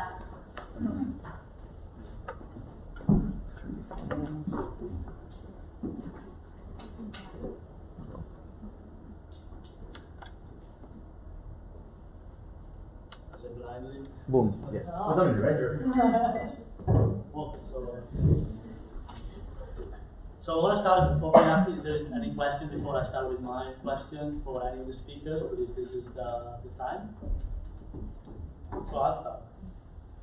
Okay, so I spoke on my side. I want to hear your opinion on this. I'll start from Colin.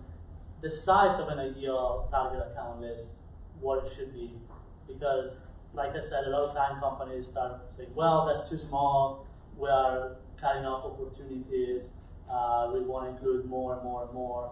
or sometimes they go too narrow. So these are my 50 accounts that I want to sell to because I'm the top 12. What is the ideal size? Yeah, I mean, sort of like you said, it depends on, I think, how much you want to invest in acquiring that customer. There's only sort of like Gil talked about, there's only so many experiments, only so many campaigns, and there's only so much time on the team. And so for us, the way we like to look at it is sort of the top 50, the next 200, and then sort of the rest. And that way you've got your top 50 is getting that sort of dedicated focus from the team. And it's going to vary from customer to customer, right? If you have 100 SDRs or 2 SDRs, these numbers are going to vary quite a bit. It's going to vary based on your market. But I think in general, when we're working with sort of Series A companies, you definitely want to have your top 50, your top 200, and then the rest can be broken out into sort of sub-persona ICP combos.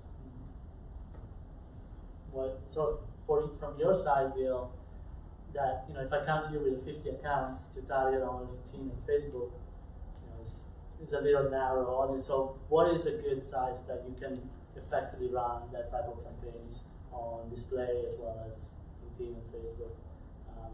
Because maybe I have my 200, 300 accounts. Does it work, or you have to look in a different way? So it depends what kind of campaign you're running. So we do have companies come to us and say, hey, we only have 50 accounts and we're targeting like 5 people within each every one of those 50 accounts. Like we don't need metadata. You barely need marketing. It's sales driven. Phone, go to visit them, direct mail them, like do whatever crazy stuff you have to do. It's only 50, so I'll go to it. But if you're not targeting only 5, 10 people within those accounts, you are targeting, let's say, 100, because you're doing cross-sell across Nike and Pepsi and GE and large conglomerates, then if your job is to do a cross-sell, then you definitely can work. Like an audience of 5,000 people is effective. So when we get customers and they have some idea of who they want to target, I ask them, what's the purpose? Are you trying to generate top of the funnel leads so that in 3 months they're going to be ready to buy? Then you need a large audience. You need like at least, 5,000 accounts to go after, because otherwise every lead is going to cost you $1,000. If you're doing account-based marketing and you're super surgical, and every one of these accounts is worth like $500,000 for you, then that's fine. Just identify those people and go after them everywhere, including ads, but not only ads. Direct mail, and emails before, and events, and by appointment only kind of vendors that will get you meetings, and all of the above. That's okay. So we always keep a balance between the goal of the campaign and the audience that we're going after. And from your perspective, obviously, you see the data and all of this that should match the list. But what if the list is too big because still a lot of companies match the ideal customer profile? Is that a signal that the ideal customer profile should be changed, or it could still be a good way to go? Typically, when you work, the more data you actually use, right? And this is, the better and granular you can get. And it's not only about, right, the specific ICP, it's also how you can take that down into audiences. And you can really take, a big list down into audiences using data. So do you integrate with a specific platform? You can target all those companies that integrate with that specific platform, right? It's like how I showed you the hyper-personalization. This is where you can go and trim down to specific audiences and really focus. This quarter, I'm going to focus on that specific audience and not kind of my whole ICP. And it also depends what are the tactics that you're going to use, right? So if you're using marketing tactics that are typically cheaper, you can go a little wider and try to widen the net. If you're going to use sales, you want to be very precise in who you're going after and the persona you're going after. So this is where these audiences come into play. You would say, let's have the cold accounts, you call them cold. Let's have, from our target accounts, all the cold accounts, let's target through metadata, right? Let's start to build the awareness. Let's see who is like raising their hands and saying, hey, we're interested in your solutions. The others are raising their hands, send them to the SDR team that Colleen is running, right? And they will go ahead and call those. So you can really start to trim and when you have the data and when you start looking at it through the data angle, you can really decide what's your strategy for every matrix. Are they cold? Are they good fit but cold? Are they good fit but already showing intent? Are they fit? and showing lots of intent. So you can actually, for each and one of them, you can define what's your next best action, I would say, right? And this is how the trimming goes down, and how you're very, very focused, not only in terms of understanding the ICP and the insights, but actually where they are in the buying journey and what you should do with where they are. So on that note, I want to continue on the same level. This is and from you, Gail, this is a personal experience that I saw with different clients where, all of their target accounts that they selected was part of their ICP were really large companies. Not that we're the only companies that we're targeting, but they like obviously to get what we call the whales to engage. But what happens is, those take time to close and a lot of money, so it's a long sales cycle. So they don't see the quick turnaround and quick results. So what is the good ratio of those whales that kind of makes 50% of the quota of someone or even on the entire company versus that more high volume, mid-market, small business companies? So I think that's, again, the beauty of an ICP, because they capture both audiences. An ICP can capture both, like the mid-market companies that Mintigo sells. Basically, if I look at us as an example, right? We sell to mid-market companies that are growing, and even like companies of 50 employees that are like growing like crazy and want to grow and don't have their own capabilities of like 100 data scientists to build their target account list. So they like to use Mintigo. And we have the whales that have 500 data scientists, but at the end of the day, that doesn't scale neither. So they need a solution that would allow them to scale. So we sell to both, right? And the ICP actually captures both audiences, and we target both audiences. And it's just, it's just the sales cycle. The sales cycle for the smaller ones would take 2 to 3 months, while for the whales would take between 6 months and a year and a half, right? You start to build the relations, another meeting, and it can take a long, long time. So you actually want to target both, and you don't want to target, typically in those cases, only the whales. And even within the whales, you really want to target the whales that are relevant, because there's a lot of whales out there and everyone wants to target the whales. But it's the easiest is that the predictive model would figure out that the fastest way to get revenue is to target the whales, right? If you don't have a good predictive model. So what you want to do, if the whales are your target, you want to take the target audience as all the whales, and within all the whales, those that are successful, and only target those that are relevant, those that are showing intent, those that have the high scores within the whales. So I think these are the two things that I would do. I would do a mix of mid-market and whales, but also within the whales, I would target those that are, relevant for your business, because not all the whales are relevant. Like what you mentioned, we can't sell to an agriculture company. That won't work, right? Although whales are really good for us, right? Because they do have the budgets, the people, they understand why they need AI, blah, blah, blah. But agriculture companies would typically not buy from Mintigo, right? So we need to be smart about the whales as well. Even though it has mint in it. What? Even though it has mint. Exactly, it has tons of mints, yeah. And so for you, Gil, again, this whale versus mid-market, when you build the audiences, or even for you guys on metadata, how you think about those large enterprise versus mid-market as part of your ICP, or as part of the named account for the reps? I can give you my own experience, because every company is different. For metadata, we always keep a very healthy distribution of the startups that are going to teach us about the product, how to build the product the best, because they will take the most time, the most attention, pay you the least, and be very, very demanding. And so those really teach us what to do, because they give us all the feedback in the world, also the feedback we give everyone. And then there's the mid-market companies. That's where, that's the Venn diagram. That's almost everyone is in there. So you want to get a lot of them, because some of them are going to, the startups, the problem with the startups, the vast majority of them die. And so you have churn just because of the nature of startups. Yeah. But then you have the mid-market, they mostly survive. Some of them they won't grow too much, but you have a good opportunity there. And the enterprises, those are the big bucks, you get $300,000 from one account, the VC gives you $5 million more, and so you want it. We always keep a nice, healthy distribution between them. My biggest worry always is not to have more than 15% of my revenue come from the elephants, and not have more than 40-30% of my accounts coming from startups, because both of these are super risky. I lose one account, I just lost like 10% of my revenue. There's going to be a big conversation to have with the investor. Yeah. So that's how we usually keep the balance. And you mentioned at the beginning something about the different tiers of accounts, like how you guys distribute that. Because I assume even for you guys, if you start generating all these opportunities, but then 9 months have passed, but none of them are closed, it's still not. It doesn't look as good as something that generates revenue. Mm-hmm. Yeah, I mean, I agree with Gil on the 2 points. One, you made your talk in that not all customers are created equally. Some you work your ass off for and you generate tons of pipeline, and they don't close it because of a number of reasons. So, they're all the better reason to get smarter with your targeting ahead of time. And then just to sort of double click on what you were saying there about making sure that you're not trying to bring in more than 15% of your revenue from those whales. I had an early advisor that basically told me the kind way to put it is stay the fuck away from any company that has more than 10x your revenue. And that actually steered us away from a couple of really important deals that would have taken us in the wrong direction. And so we've slowly grown, we've grown our deal size.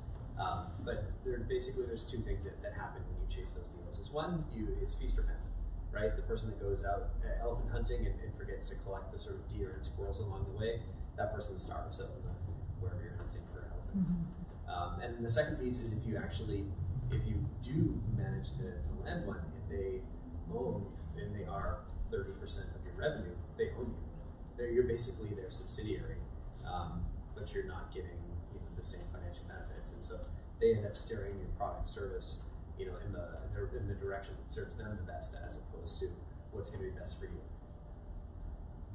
Awesome. So I have two more questions, and if there is any question, this is your time. But I have two more questions I'm going to start from Gil this time. So the first one is about personalization.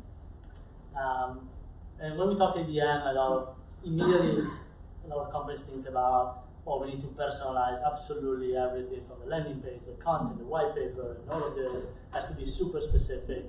And obviously that takes time, effort, people, resources, money. What is a right level of personalization when we look at the ICP, and when is too much and when is too little? As usual, I don't have a silver bullet answer. It's just like it's really get off this panel. You're done. I know. Unfortunately, I don't have one, but this is what we see from customers. Some of them are over-engineering the hell out of it. They just like you said, they build very particular journeys for one company, and they just spend a week. I know a company that spends legitimately a week per company that they're targeting. Again, if you have 50 companies that you're targeting, it makes sense. You have 500, it's not gonna happen. And so the balance is to do the bare minimum to get that persona from that company to click and have a conversation with you. And so that's why we do experimentation, because we don't know and we don't really have the time to run 10,000 different variations of creative and collateral, etc. So we put a bunch out there and we constantly experiment. You didn't like this message, you're gonna get another one. You didn't like this message, you're gonna get another one. You didn't like this color, you're gonna try a different color. And so to what scales? To what scale? Do what scales. To what scales, exactly. And what scales is not always obvious. Like you may do it for 1 month and get leads that will never turn into opportunity. And so 3 months later, the longer you let the experimentation dive deeper into your funnel, the further down the funnel you're going to optimize towards. So if your sales cycle is 3 months and you let AI optimize your campaigns for 6 months, now you can optimize towards booking. You know what campaigns, forget about impression, clicks, leads, MQLs, what campaigns lead to booking. And it's, again, fairly predictable. So that balance should be kept very tight. The only time that we personalize very, very deep is when we have a small number of accounts that look exactly like our best customers. The small is usually a few hundred, and we do everything against them. Like what we did with PSL, I think, the direct mail. So very personalized email that are followed by direct mail that are in the meantime they also get very personalized ads. Let's say you go to a landing page with one thing is personalized there, the name of the company. Every company will see exactly the same landing page, and they'll think they're special because their name is there. That combination is 20/80 rule works. Yeah, I have personally the experience of in one company where I work, I'm not going to mention which one.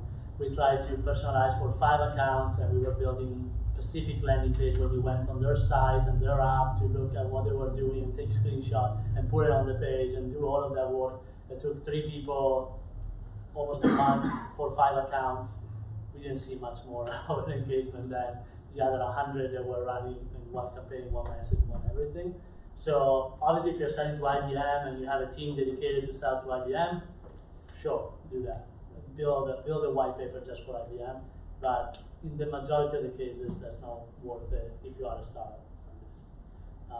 So what do you think, probably on the personalization side, in terms of the email of the company and Yeah, I mean, I can't comment too much on the landing pages and the content and the marketing side of things, but certainly on the sales side of things, if we're talking, if they're in your top 1,000, you're probably going to want to be investing a little bit in personalizing some of that.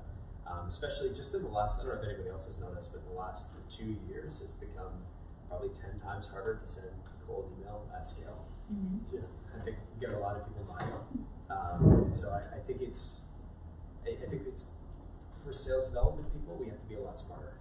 We have to engage more with the marketing side. And that's one of the things that we're starting to see as a really popular trend is taking a lot of the data that marketing has generated and then passing it off to the sales development team so that we can execute on that. And using these sort of warm signals to start the conversation as opposed to just a cold list.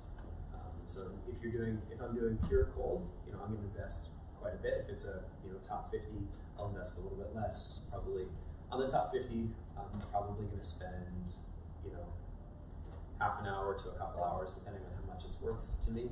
If I'm working on my top beyond outside that top 50, I generally like a 3x3 model, which is you want to learn 3 interesting things about them in the first 3 minutes that you're researching that account. You save that in your Salesforce, so you can bring that back another day. And I say 3 minutes, but really 3 to 5 minutes. And when I'm training reps, I like to get a Pomodoro timer next to them because it's so easy to just get lost on the internet. You gotta, you're following them on LinkedIn, you're engaging with some content, and then all of a sudden it's like, oh, that's really interesting. And now you're looking at bikes on Wikipedia, and you're like, what the fuck did I get here? And so having the timer is super important because I have 100% done, custom, huge, email that's, this long and it's written to this customer and 0% response rate. The equivalent of spending a month with 3 people's time on one account and got nothing. Such a waste of time. Yeah. So that's what do you think, El? Don't you template? When you go in and you identify and you work with your clients to refine their sales process, aren't you helping them template emails that their salespeople use or that are automatically triggered anyway by an action so that they're not wasting their time doing clerical work, doing data entry, doing all of that stuff? They're supposed to be selling. For sure. And I think what, in the context of a sales development rep's time, having the target accounts and contacts laid out for the sales development team sort of reduces a lot of that clerical time, so they can focus on the research and finding the really interesting things and then personalizing it. And I'm going to just bastardize something that you've probably heard a couple of times tonight, but we call it the 20-80, I'm sorry, the 20-80 rule, just to piss people off because it's normally the 80-20. And basically that's you've got your 80% is templatized and the first 20% is personalized. And generally, if I'm looking at an email, the first they don't have to be separate. It can be templated and it can be personalized. For sure. I'd say the first line is personalized, and then usually the PS line is personalized, and maybe the body might be, depending on the data we have access to, might vary based on the account. I'd like to give an example there. So at Metadata, for example, we use G2 Crowd data. G2 Crowd, I don't know if you're familiar, it's basically a Yelp for SaaS. You go and check is market good or is HubSpot better, etc. And we buy their data. So they sell their data direct. You want to know exactly who's visiting for us, account-based marketing, account-based execution, account-based this, account-based that. We want to know about it because we're a small startup. No one even knows our name. Not majority of the companies know it. So we want to be in the decision, kind of in the table of consideration when they're considering other players. So what we do is we have two tactics that work very well with G2 Crowd, which is an example of personalization that is completely automatic. One, every time we get essentially we get every day from G2 Crowd list of companies who are visiting this page and we're looking for this keyword. They provide those two columns. This company from this city, from this town, we're looking for this keyword and we're on this page. Now it's useless if you don't know who you're looking for within that company. But good luck finding within 100 people who visit because it's anonymized. They can't give you the data for privacy reasons.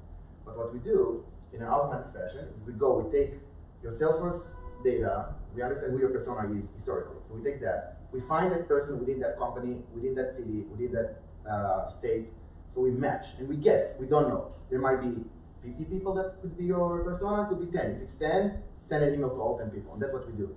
We take the exact keywords that they put when they were looking for H2 Crowd. We plug it in the email. We say, hey, first name. Looks like you just visited this page looking for keyword. We do exactly that. It doesn't matter what it is. Whatever it is that keyword, we do it. And so, Personalization. very basic, nothing sophisticated. They reply back, oh really? Of course, I put all of the information there to creep them up because I'm saying to marketeers like to be treated because it's a competitive advantage. So I show them all the information I know about them.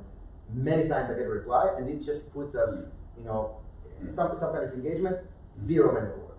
The second one is we run advertising, right? This was email. That's a simple tool we built internally. But we also run ads, and so we get the list of companies, we know more or less, we guesstimate again who is visiting the pages. And what we do is we use the keyword, especially when it's non-branded, like they were not looking for metadata, they have no idea who we are. They were looking for account-based execution. So I tell them, check out the 5 top account-based execution. We're top 3, but let's say we were not top 3. Let's say we were number 19. Still worth it, because now you give me your email, give you the report, which I'm getting from H2 Crowd, part of my package. Now I'm in decision making, but now I know that you guys just give me my email, you're looking for this. I give you value, and in return, I get a chance to sell to you. Those personalized, zero manual work. Awesome. Yeah. So for me, it's exactly that. I think technology helps you personalize. Doing that in a manual fashion is really, really time consuming, daunting, and quite impossible. So the idea is actually using the data that you know about the specific company and the data that you know about your ICP. Really define these 3 more strategic audiences out of your ICP. And as soon automatically, if a lead hits your Marketo and you know they're showing, I don't know, intent on ABM, right? Hit them with the right message around ABM. If you know they're showing intent for us, let's say on predictive analytics, we can get more technical, talk about AI. We can talk really differently based on the interest and based on the ICP. And we can do that automatically, basically, because the data comes in an automatic fashion. So it's without human, we just route them to the right personalized campaign. And yes, we don't have 200 of those. We still try to limit ourselves to 3 or 4 types of campaigns, or sometimes a little more. But if we have a really good story and you have the data, you can actually automate the personalization. So that's kind of, yeah.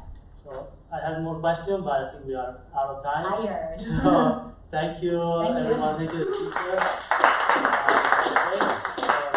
I hope you are going to attend the next meetup. It's going to probably be in July. We talk about CAC analysis and funnel metrics and all of that fun stuff.